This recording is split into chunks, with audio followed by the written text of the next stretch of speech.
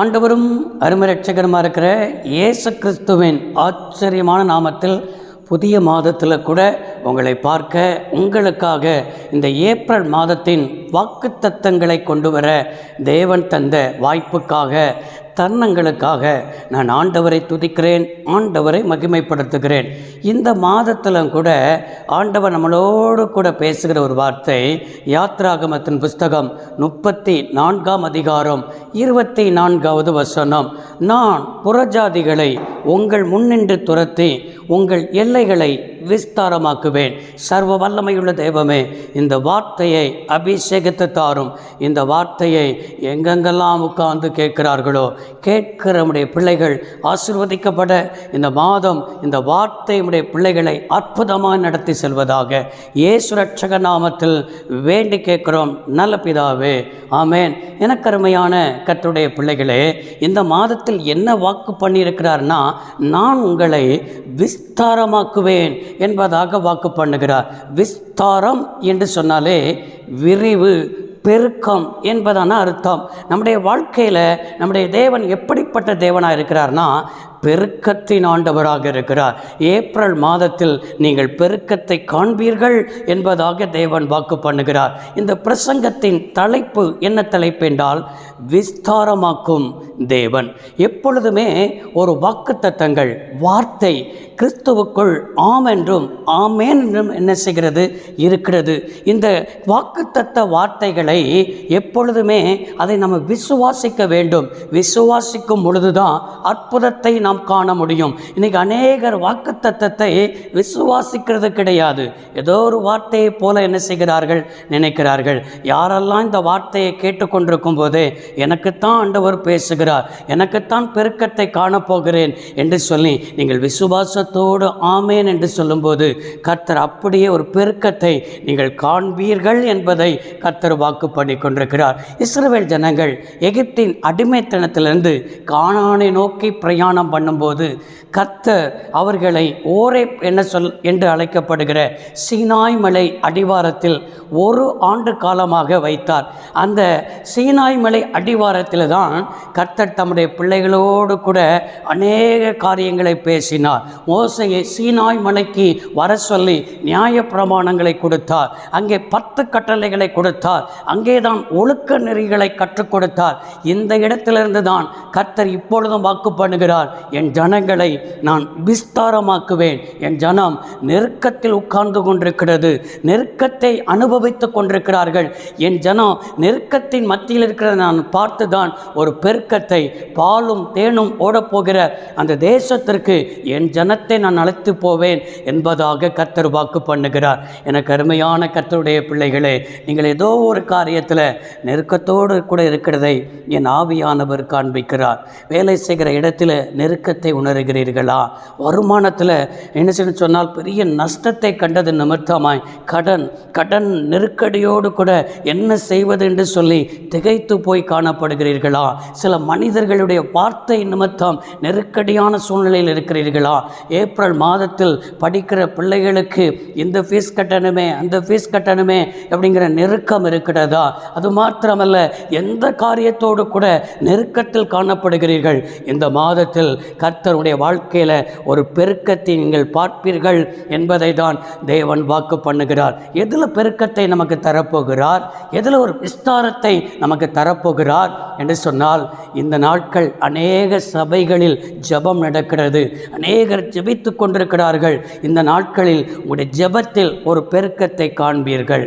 அதே போல் விசுவாச வாழ்க்கையில் ஒரு பெருக்கத்தை காண்பீர்கள். உங்களுடைய குடும்பத்திலும் சரி, உங்களுடைய சமுதாயத்தில் சரி, அன்பு உங்களுடைய வாழ்க்கையில் பெருகும், கீழ்ப்படிதல் உங்களுக்கு பெருகும், நற்கிரியைகள் உங்களுக்கு பெருகும், உங்களுடைய கூடாரத்தின் எல்லை பெருகும் என்பதாக ஆண்டவர் இந்த பெருக்கத்தை குறித்து நம்மளிடத்தில் சொல்லிக்கொண்டே இருக்கிறார். இந்த பெருக்கத்தை குறித்து நம்மளிடத்தில் ஆண்டவர் வாக்கு பண்ண நீங்கள் ஆமேன் என்று சொல்லி பாருங்க. நிச்சயமாய் அப்படியே நம்முடைய தேவன் செய்ய அவர் வல்லமை உள்ளவராக இருக்கிறார். எனக்கு அருமையான கர்த்தருடைய பிள்ளைகளே, ஈசாக்கின் அனுபவத்திலிருந்து ஆண்டவர் சில காரியத்தை இன்றைக்கு நமக்கு கற்றுத்தர ஆரம்பத்தில் ஆசைப்படுகிறார். ஆதியாகமம் 26ஆம் அதிகாரம் 1 3வது வசனத்தில் ஈசாக்கு கேராரூரில் குடியிருக்கிறார். அவன் இருந்த பட்டணத்தில் பஞ்சம் உண்டானது. ஆபிரகாமின் நாட்களில் உண்டான பஞ்சத்தை போல ஈசாக்கின் நாட்களில் பஞ்சம் உண்டானது. பஞ்சம் உண்டானதுனால ஈசாக்கு நினைக்கிறார், எகிப்து தேசத்தில் போய் பஞ்சம் பிழைத்து விடலாம், அந்த தேசம் செல்வ செழிப்பாக இருக்கிறது என்று சொல்லி தன் மனதில் நினைக்கிறார். இன்றைக்கு உங்கள் வாழ்க்கையில் மனதில் நினைத்ததெல்லாம் தேவ சித்தம் என்று என்ன செய்து விடக்கூடாது, நினைத்து கூடக்கூடாது. இப்படிப்பட்ட நிலைமையில தான் கர்த்தர் சொல்கிறார், நீங்கள் எகிப்து தேசத்துக்கு போகாத என்று சொல்லி ஆதியாகமம் 26ஆம் அதிகாரம் 3வது வசனத்தில் இவ்வாறாய் வாக்கு பண்ணுகிறார், நான் சொல்லும் தேசத்தில், இந்த தேசத்தில் குடியிரு, உன்னையும் உன் சந்ததியும் நான் ஆசீர்வதிப்பேன் என்று ஈசாக்குக்கு வாக்கு பண்ணுகிறார். அதே போல ஈசாக்கு எகிப்துக்கு போகாமல் கேராரூரில் என்ன செய்கிறார், குடியிருக்கிறார். அந்த தேசத்தில் ஆதியாகமம் 26ஆம் அதிகாரம் 12வது வசனத்தில் ஈசாக்கு அந்த தேசத்தில் விதை விதைத்தார். கர்த்தர் அவனை 100 மடங்கு ஆசீர்வாதத்தை கர்த்தர் தந்தருளினார். ஈசாக்கு வர வர விருத்தி அடைந்தான் என்று என்ன செய்கிறோம் பார்க்கிறோம். பாருங்கள், பஞ்ச காலம், தேசம் முழுவதும் குடிக்கிறதுக்கு கூட தண்ணீர் இல்லை, வாழ்வதற்கு தண்ணீர் இல்லை, எங்கே பார்த்தாலும் பச்சை பசேரன்னு பார்க்க முடியலை, காய்ந்து போய் இருக்கிறது. ஆனால் இதன் மத்தியில் மனிதர்களை பார்க்கலை, சூழ்நிலையை பார்க்கலை, எதையும் பார்க்கலை, கர்த்தரை பார்த்தான். ஆண்டவர் இந்த தேசத்தில் என்னை உட்கார வைத்திருக்கிறார், இந்த தேசத்தில் இரு என்று சொல்லியிருக்கிறார். பஞ்சமாக இருந்தாலும் நான் விதைத்தால் என் ஆண்டவர் விளைய செய்வார் என்கிற விசுவாசம் இருந்தது. எப்பொழுதுமே நீங்கள் மற்றவர்களை பார்க்கக்கூடாது, சூழ்நிலையை பார்க்கக்கூடாது. மற்றவர்கள்லாம் ஃபெயிலியராக உட்காந்துக்கிட்டு இருக்கிறாங்களே, மற்றவங்கள்லாம் முயற்சி பண்ணி ஒன்றுமே நடக்கலையே, நமக்கு என்ன நடந்துரும் நினைக்கக்கூடாது. நீங்கள் தேவனால் அழைக்கப்பட்டவர்கள், தேவனால் அபிஷேகம் பண்ணப்பட்டவர்கள், நீங்கள் செய்வதெல்லாம் வாய்க்கும். ஈசாக்கு விதை விதைத்தான், 100 மடங்கு ஆண்டவர் ஆசீர்வதித்தார். அது மாத்திரமா, அதே ஆதியாகமத்தின் புஸ்தகம் 26ஆம் அதிகாரம் 20வது வசனத்தில் அவருடைய மேய்ப்பர்கள் போய் என்ன செய்ய, துறவு தோண்டுகிறார்கள். துறவு நல்ல நீரூற்றை என்ன செய்கிறார்கள், காண்கிறார்கள். அதுக்கு ஏசேக்கு என்று என்ன செய்கிறார்கள், பெயர் வைக்கிறார்கள். அதை 26ஆம் அதிகாரம் 21வது வசனத்திலையும் இன்னொரு துறவை தோண்டுகிறார்கள். அதற்கு சித்தனா என்று பெயர் வைக்கிறார்கள். இந்த 2 துறவையும் என்ன செய்ய, கேராரூரில் தோண்டி அங்கே நல்ல ஆசீர்வாதத்தை பார்க்கும்போது, நீரூற்றை பார்க்கும்போது, அங்கே அபிமெலேக்கை சேர்ந்தவர்கள் எல்லாம் வந்து இது எங்களுடைய துறவு, இது எங்களுடைய ஆசீர்வாதம் என்று சொல்லி அதை கஷ்டப்பட்டு சம்பாதித்ததை இவன் இழக்க வேண்டிய நிலைமை வருகிறது. இழப்பு வந்தாலும் சரி, அதை விட்டு கொடுக்க ஆயத்தமாக இருந்தான். அந்த விட்டு கொடுத்து இன்னொரு இடத்துல போய் அதே ஆதியாகமம் 26ஆம் அதிகாரம் 22வது வசனத்தில் அங்கே போய் துறவு தோண்டுகிறான். அங்கே வாக்குவாதம் பண்ண வரவில்லை, தேசத்தில் நம்மளை பழுகும்படி செய்தார் என்று சொல்லி அந்த துறவுக்கு என்ன பேர் வைக்கிறான் என்றால் ரெகபோத் என்று பேர் வைக்கிறான். அங்கே போய் நிம்மதியாக இருக்கிறான். இது வரைக்கும் உங்கள் கடந்த 3 மாதத்தில் நிம்மதியாகவே இருக்க முடியலையே, சமாதானமாகவே இருக்க முடியலையே, சந்தோஷமாகவே இருக்க முடியலையே, ஏதோ ஒரு நிம்மதியான ஒரு வாழ்க்கை இல்லாதபடிக்கு உங்கள் வாழ்க்கையில் ஏதோ ஒரு குலைச்சல், ஏதோ ஒரு சந்தோஷத்தை இழந்து போயிருக்கிறீங்க. இந்த மாதத்தில் கர்த்தர் என்ன சொல்லுகிறார் என்று சொன்னால், உங்கள் கையின் பிரயாசத்தில் பெருக்கத்தை நீங்கள் காண்பீங்க. கையின் பிரயாசம் இவ்வளோ நாட்கள் பஞ்சமாக இருந்துச்சா, இல்லாமல் இருந்துச்சா, எது பற்றாக்குறையாக இருந்துச்சா, கடனிலே வாழ்ந்து கொண்டிருந்தீங்களா, பெருக்கத்தை காண்பீர்கள் என்பதாக முதலாவது ஈசாக்கிட்டிருந்து நம்முடைய ஆண்டவர் நமக்கு கற்றுத்தருகிறார். நீங்கள் நிம்மதியாக இருப்பீங்க. 2வது என்ன பெருக்கம் வரும் என்று சொன்னால், தாவீது ராஜாவாக இருக்கிறான். தாவீது ராஜாவாக இருக்கும்போது 2 சாமுவேல் 5ஆம் அதிகாரம் 6வது வசனத்தில் தாவீது எபூசியர்கள் குடியிருந்த எருசலேமுக்கு அவன் போகிறான். அங்கே இருந்தவர்கள் தாவீதை பார்த்து சொல்கிறார்கள், தாவீதால் இந்த எபூசியர்களை முறியடிக்க முடியாது, அங்கே சப்பானியர்களும் என்ன செய்வார்கள், குருடர்களும் இவனை தடுப்பார்கள் என்று சொல்லி இப்படிப்பட்ட அற்பமான வார்த்தைகளை, இவன் ராஜாங்க, கோலியாத்தை முறியடித்தவன், பல யுத்தத்தை செய்தவன், தேசத்தை என்ன செய்தன்னு சொன்னால் ஆளுகை செய்கிறவன், இவனை பார்த்து முடியாது என்று சொல்லுகிறார்கள். குருடர்களும் சப்பானிகளும் இவனை தடுப்பார்கள் என்று சொல்லுகிறார்கள். இப்படிப்பட்ட வார்த்தை வரும் பொழுது யாராவது நம்மளை பார்த்து நல்லா முடியாது, நீலாம் படிச்சுக்கிட மாட்ட, உனக்கெல்லாம் மதிப்பெண் சரியாக கிடைக்காது, நீலாம் ஒன்றுக்கு ஆக மாட்டேன். உலகத்தில் சிலர் சொல்லுவாங்க, கழுதை மேய்க்க தான் லாக்கி அப்படின்னு சொல்லுவாங்க, உனக்கெல்லாம் ஆடு மேய்க்க தான் லாக்கி அப்படின்னு சொல்லுவார்கள். இதே போல தான் தாவீதை அவருடைய குடும்பம் சொல்லிச்சு. ஆனால் இங்கே எபூசியர்களும் சொல்கிறார்கள், முடியாதுப்பா, உன்னை குழர்களும் சப்பானிகளும் தடுப்பார்கள். எல்லா வார்த்தையையும் நம்முடைய காதுகளுக்குள்ளே போடக்கூடாது. உலகம் என்ன சொன்னாலும் சரி, என்னை அழைத்தவர் கர்த்தர், என்னை வேறு பிரித்தவர் கர்த்தர், என்னால் முடியும், நான் கர்த்தரை நம்பி போகிறேன் என்று கோலியாத்துக்கு முன்பாக கர்த்தரை நம்பி நின்றானே, அதே போலதான் இங்கேயும் 2 சாமுவேல் 5ஆம் அதிகாரம் 6வது வசனத்தில் முடியாது என்று சொல்கிறான். 7வது வசனத்தில் ஆனாலும் தாவீது சீயோன் கோட்டையை பிடித்தான், அது தாவீதுடைய நகரம் என்று என்ன செய்யப்பட்டது, அவனுடைய பேர் சொல்லியே அந்த நகரத்திற்கு பேர் மாற்றத்தை என்ன செய்தது, அந்த பட்டணம் பேர் மாற்றம் கண்டது, அவனுடைய பேர் பிரஸ்தாபப்பட்டது. எந்த மனுஷன் அற்பமாக நினச்சி பேசுகிறானோ, அற்பமாக நினச்சி பேசுகிறவனுக்கு முன்பாக ஆசீர்வாதமான பெருக்கத்தை கர்த்தர் இந்த மாதத்தில் தருவேன் என்பதாக சொல்லுகிறார். எந்த மனுஷன் உன் பேரை சொல்லி இவன் குடும்பமா இவளா என்று நினைக்கிறார்களா, உன் வாழ்க்கையில் அற்பமாக சொல்கிறவங்க சொல்லட்டுங்க.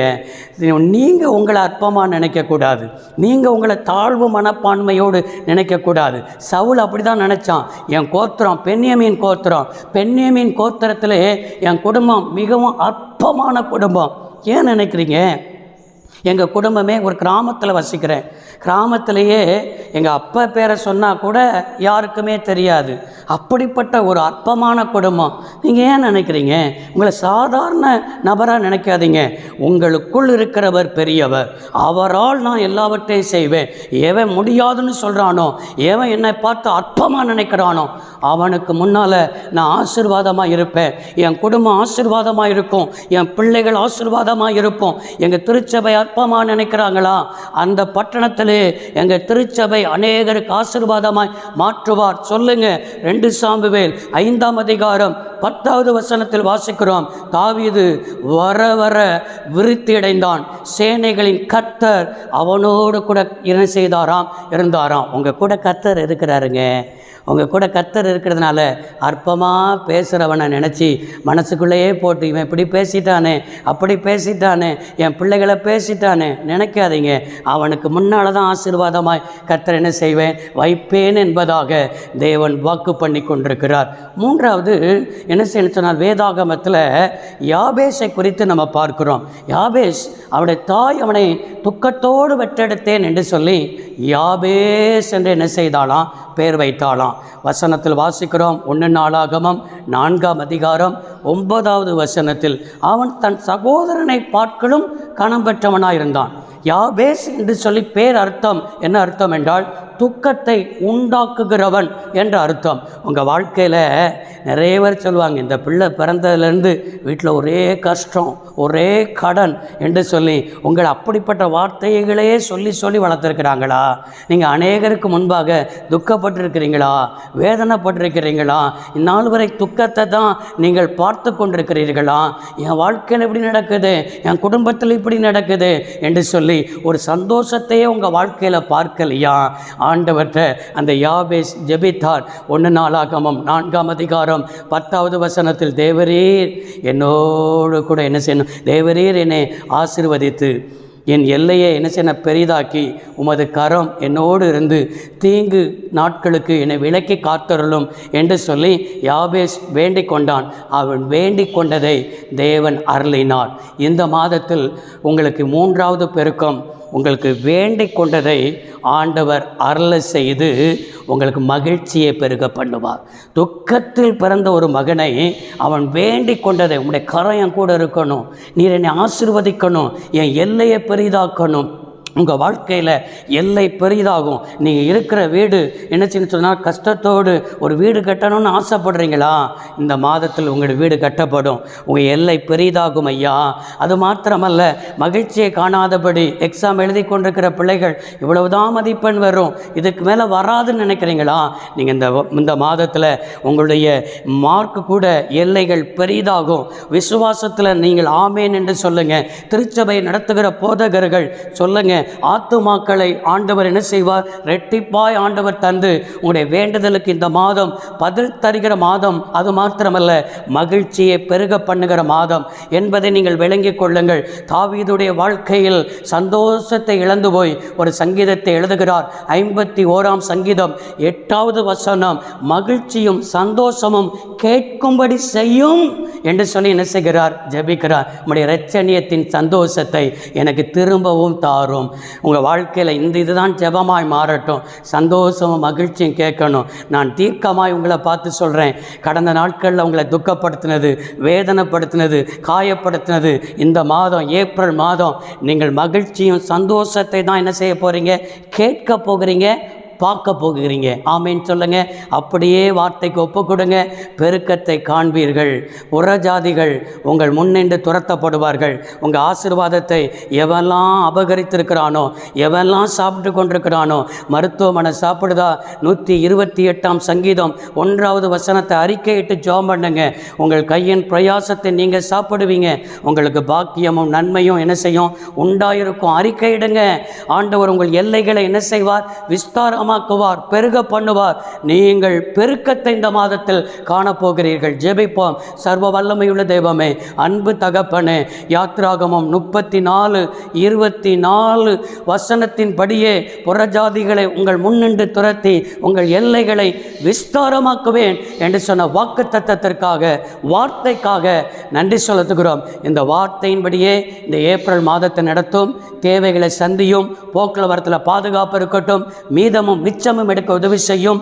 ஆண்டவரே, மருத்துவமனை செலவுகளுக்கு விலக்கி காத்துக்கொள்ளும். பிள்ளைகளுக்கு மகிழ்ச்சியும் சந்தோஷமும் கேட்கும்படி செய்வீராக என்று சொல்லி பிதா, குமாரன், பரிசுத்த ஆவியாகிய திரியேக தேவனுடைய நாமத்தில் வாழ்த்தி ஆசீர்வதித்து ஜெபிக்கிறேன். இந்த ஆசீர்வாதம் பலிக்கட்டும். இயேசு ரட்சக நாமத்தில் வேண்டி கேட்கிறோம் நல்ல பிதாவே. ஆமென். கர்த்தர் ஆசீர்வதிப்பாராக. God bless you all.